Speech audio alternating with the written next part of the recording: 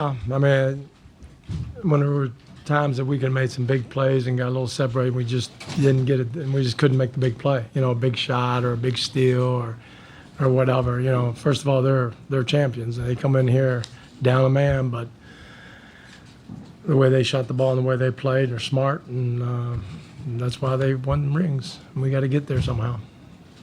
Mike, how tough is this for you guys, James, Chris, everybody, knowing how hard you fought the last few seasons and how difficult this team has been to beat? Well, this one's going to leave a mark. This is not something you just get over with.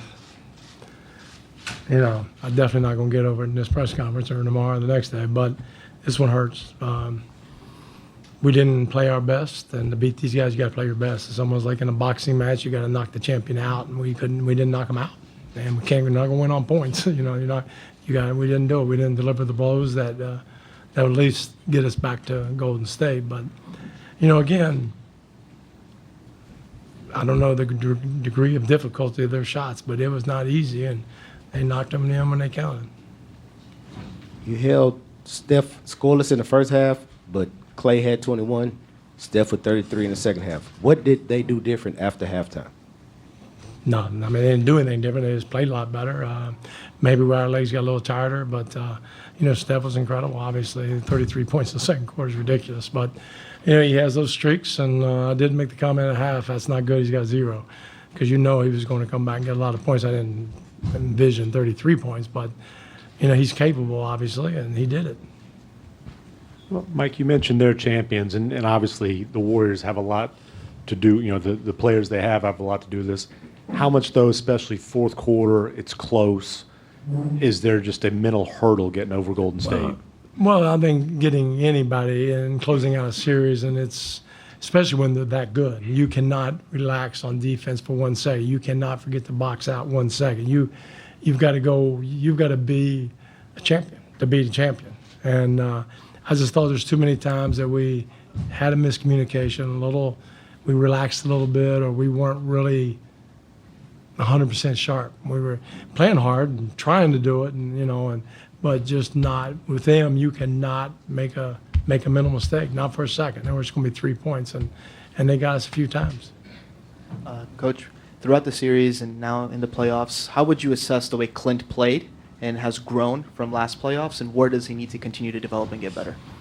Well, Clint was huge during the whole regular season. He played great. And then against Utah, he played great. I thought this series not quite as well, but that's also contributed to Draymond Green and Littles out there and all that stuff. So, I just think Clint is a classy guy. He'll learn from this. He'll get better. He's only 25. He'll get stronger. But, again, it's expectations. And let me just look real quick. I mean, Looney goes 14-5, and everybody was saying how great it was. Clint goes, what do you go? If I can read, Clint goes 10-10, and he somehow is not playing well. It's like, so the expectation is way high for him, and I think he was a little below than what his normal stats. His 17, 20 rebounds, all that. But you're playing against a great competition, so it's not like he wasn't trying. He was getting hit pretty hard, and could have been better. But you know what? He's got a bright future, and I'll go down with guys like that. He's a class guy. So if you're going to lose, you lose with guys like that. He's trying to do everything he can do. Mike, looked like there was double teaming and trapping on Curry. What was the thinking behind that defensive strategy in particular, and then how effective do you think it was in the fourth? Well, obviously it wasn't real effective. We got 33 in the second half, but it wasn't all the time. We wanted to do it sparingly. But when one time we had it on and we didn't trap him, and he hits a 3. It's just like little things. Just we weren't real quick about adjusting what we needed to do, what we were doing, and being able to take, from the timeout we said trap to the floor, first pick and roll trap, and we don't do it. Just little things like that. And that comes a little bit of experience, a little bit of being in that situation before.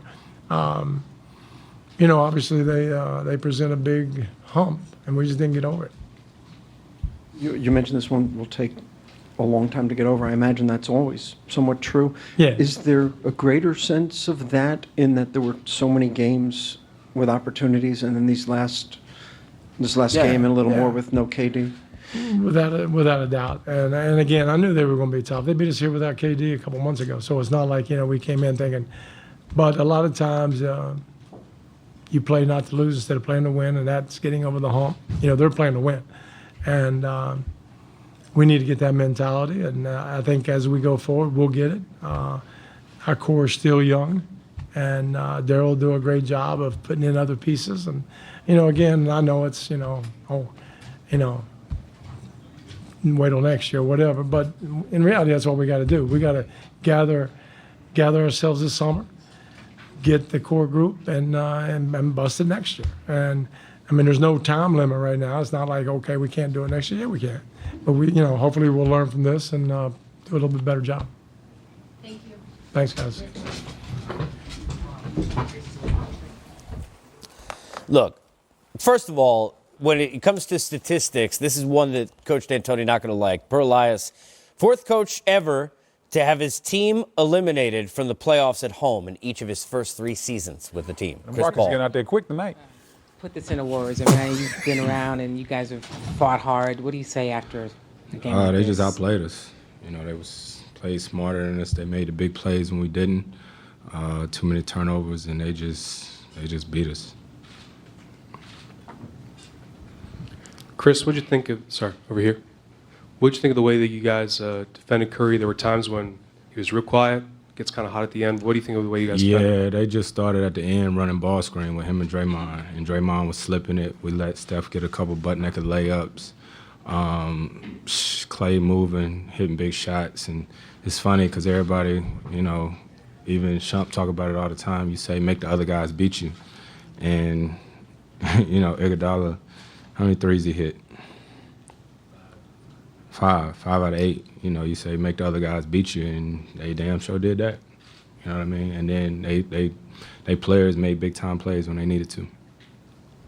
Chris, were there points in the game where you felt like you had a little bit of momentum, and then they would either get an offensive rebound or there'd be a turnover or something? Yeah, all the time. Every time we had a chance to go to 10 or something like that, we make a turnover or offensive rebound, and they, like I said, they made the plays. So. Last year in the playoffs, you had a lot of wings to combat the way they played. This year, you play a lot more ball handlers with a small ball. Did you learn something from those last 2 years? Do you guys prefer going with ball handlers versus wings against these guys? Nope. We just lost. Chris, obviously last year you didn't get a chance to finish the series.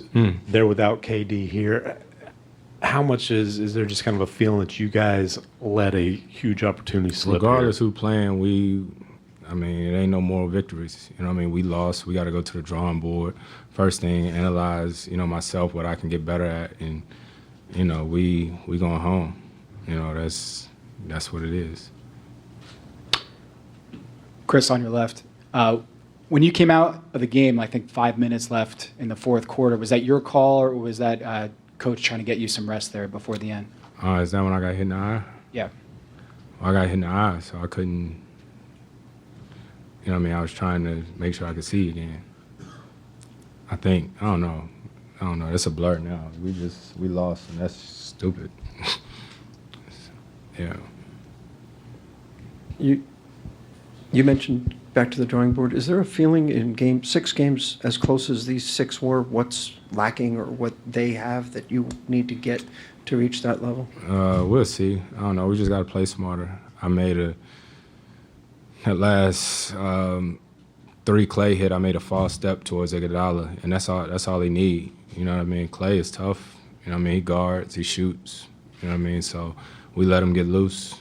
And, first half, I don't think Steph had scored at all or anything, and the game was tied, So, like I said, give them credit. They made the big plays, and, they beat us.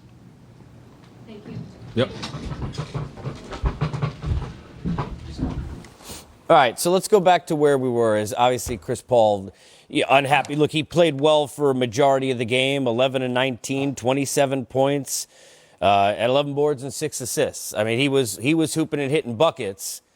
And hold on now, Go ahead. Because I know all summer, all I heard about was, man, If we would have had Chris Paul, all I heard from Rockets, Remember that? if we would have had Chris Paul, we would have beat those Golden State Warriors. That's We right. would have won. With Kevin Durant. Yeah, we guaranteed. If Chris Paul played, we would have won. Fast forward, no Kevin Durant. Chris Paul plays. And Chris Paul played well. This isn't a knock at Chris Paul, but the excuse last year for the Rockets was, well, we were hurt. We lost because Chris Paul didn't play. Well, now Kevin Durant doesn't play. Yep. Golden State goes out there and wins. That is what everybody wanted the Rockets to do last year. Just go out and win. Take care of business. Golden State took care of business. Houston didn't 2 years in a row. Here's Steve Kerr.